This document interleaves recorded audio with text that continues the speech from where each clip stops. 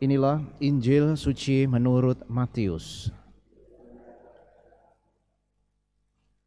Pada suatu hari Yesus masuk ke kota Kapernaum, maka datanglah seorang perwira mendapatkan dia dan mohon kepadanya, "Tuan, hambaku terbaring di rumah karena sakit lumpuh dan ia sangat menderita." Yesus berkata kepadanya, "Aku datang menyembuhkannya." Tetapi perwira itu berkata kepadanya, "Tuan, aku tidak layak menerima Tuan di dalam rumahku. Katakan saja sepatah kata, maka hambaku itu akan sembuh. Sebab aku sendiri seorang bawahan, dan di bawahku ada pula prajurit. Jika aku berkata kepada salah seorang prajurit, 'Pergi,' maka ia pergi. Dan kepada seorang laki, 'Datang,' maka ia datang. Ataupun kepada hambaku, 'Kerjakanlah ini,' maka ia mengerjakannya." Mendengar hal itu, Yesus heran dan berkata kepada mereka yang mengikutinya, "Aku berkata kepadamu, sesungguhnya iman sebesar ini tidak pernah aku jumpai pada seorang pun di antara orang Israel. Aku berkata kepadamu, banyak orang akan datang dari timur dan barat dan duduk makan bersama dengan Abraham, Ishak dan Yakub di dalam kerajaan surga.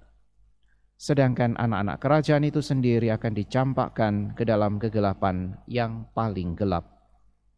Di sanalah akan terdapat ratap dan kertak gigi." Lalu Yesus berkata kepada perwira itu, "Pulanglah dan jadilah kepadamu seperti yang engkau percaya." Pada saat itu juga, maka sembuhlah hambanya. Setibanya di rumah Petrus, Yesus pun melihat ibu mertua Petrus terbaring karena sakit demam. Maka dipegangnya tangan wanita itu, lalu lenyaplah demamnya. Wanita itu lalu bangun dan melayani Yesus. Menjelang malam, dibawalah kepada Yesus banyak orang yang kerasukan setan, dan dengan sepatah kata Yesus mengusir roh-roh itu dan menyembuhkan orang-orang yang menderita sakit. Hal itu terjadi supaya genaplah sabda yang disampaikan oleh Nabi Yesaya, "Dialah yang memikul kelemahan kita dan menanggung penyakit kita." Demikianlah sabda Tuhan.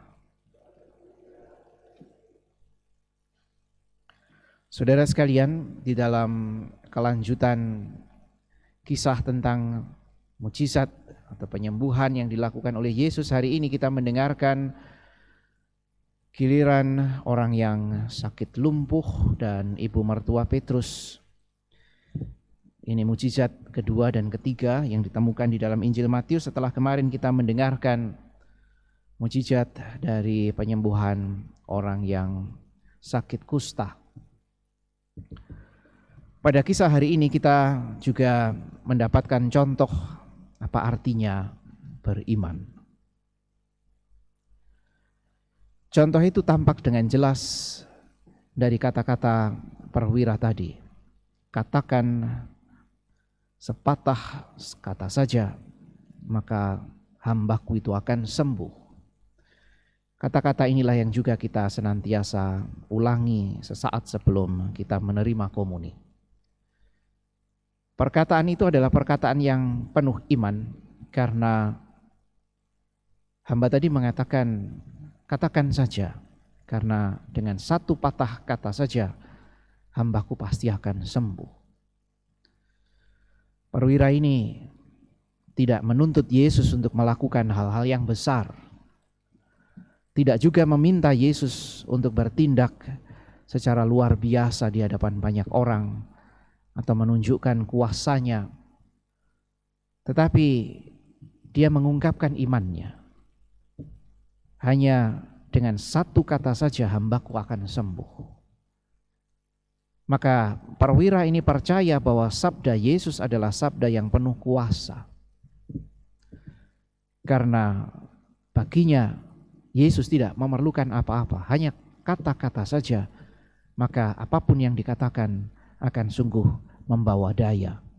Saudara sekalian yang terkasih, maka pujian Yesus kepada orang ini adalah, Iman sebesar ini tidak aku temukan bahkan di antara kaum bangsaku sendiri, karena perwira ini pasti bukan orang Yahudi.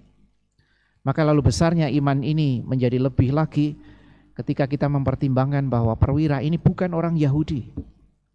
Dia adalah orang asing, bisa jadi orang Romawi. Mari saudara sekalian yang terkasih, kita juga berani memohon senantiasa untuk semakin percaya juga pada kata-kata Yesus, pada sabdanya. Bukan lewat peristiwa-peristiwa besar di dalam hidup kita, tetapi agar kita semakin sungguh mengimani sabda Yesus sebagai sabda yang penuh daya di dalam hidup kita, sebagai orang yang mau sungguh-sungguh mengimani Dia. Iman itu butuh senantiasa dimohonkan, sehingga bisa tumbuh dan berkembang. Kita belajar dari seorang perwira ini, bagaimana akhirnya iman itu membawa perubahan di dalam hidupnya, secara khusus di dalam hidup hambanya. Dan dengan semakin percaya pada sabda Yesus, semoga lalu kita bisa semakin mencintai Dia, juga kalau melalui sabda-sabda yang bisa kita dengarkan, kita renungkan, dan akhirnya kita bawa di dalam kehidupan kita sehari-hari.